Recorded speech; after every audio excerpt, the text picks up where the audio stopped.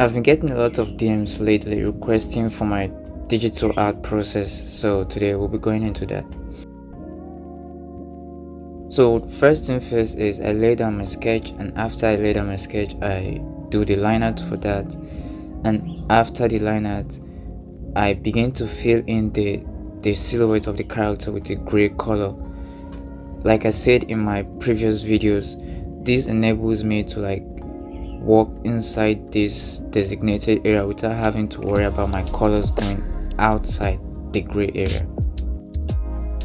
I discovered this method from a concept artist on YouTube, although I can't remember the name of the artist. I find it really interesting, so I was like, okay, let's incorporate it into my art process. So once I'm done filling in my silhouette with a gray color, I begin to add in the base color, the actual base color for my illustration. In this case, I'm painting Jinx from Arcane. Also, something I forgot to mention at the beginning of this video. The base color being the gray for the illustration is done on an entirely different layer, and then the actual base colors for the illustrations are also done on different layers as well. This way I can come back to the illustration whenever I like, and I can easily edit these colors without having to worry about them, having to worry about finding which color is which color. But once I'm satisfied with what I have laid down, I begin to merge in the layers, so that way my workflow doesn't look congested.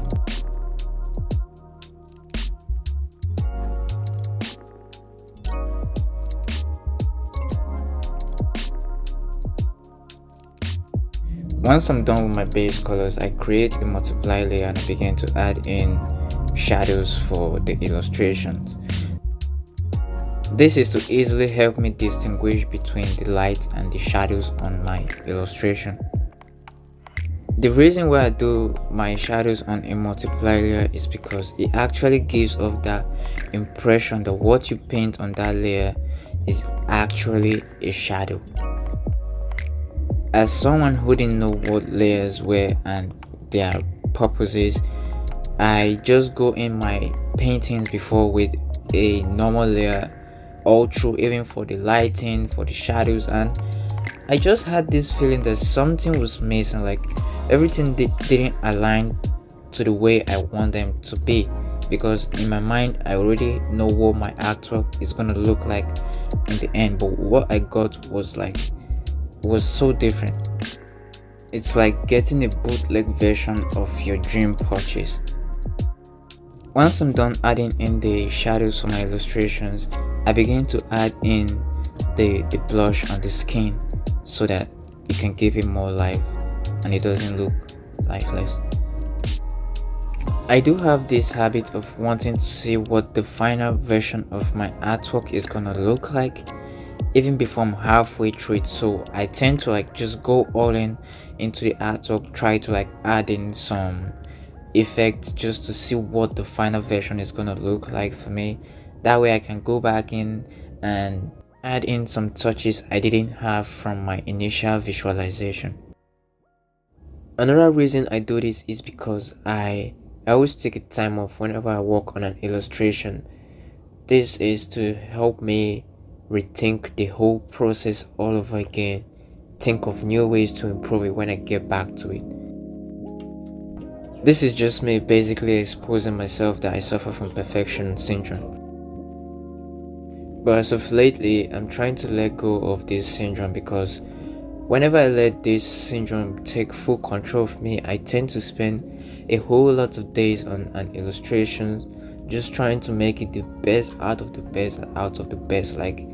This has to be really good, flawless. It has to be great, impressive. And that's how I wind up spending a month and a half on an illustration I end up not liking.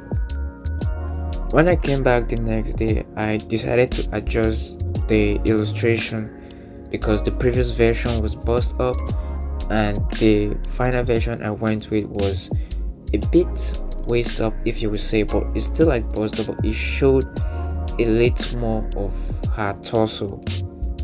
I went with this because I wanted to show a bit of her tattoos and the design on her left arm.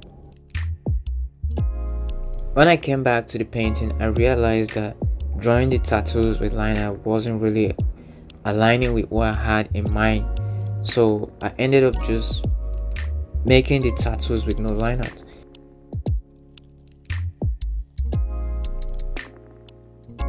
Afterwards, I began to add in some smaller details like the buckle on her belt and what have you.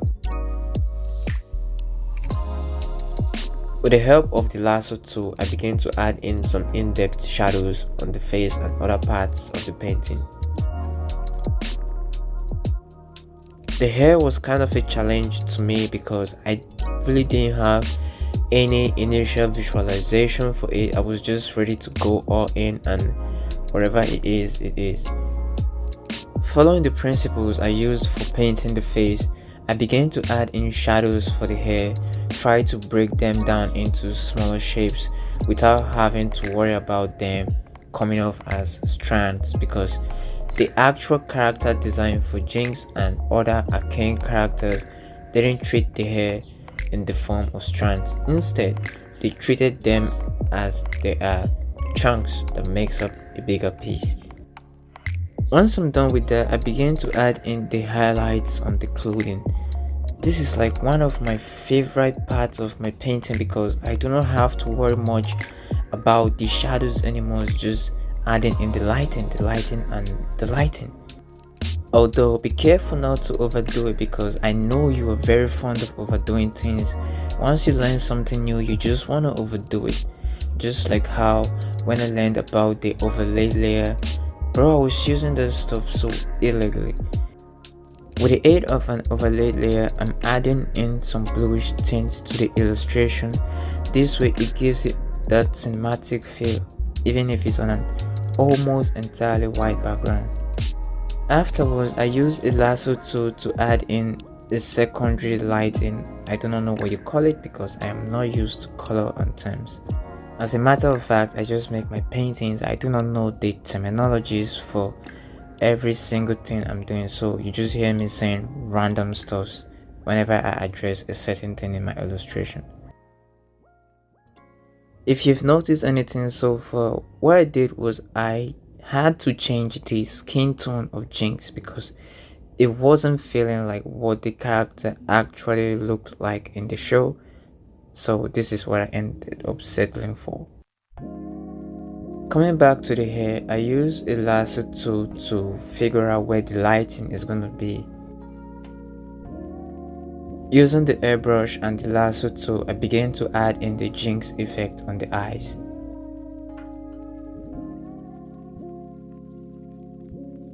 If you've watched this video so far, I want to say a very big thank you to you for stopping by, and for those who asked for this video, I hope this helps you into my process, and if it doesn't, I'll try to make an even more detailed one in the future. I'll see you on the next video, hopefully.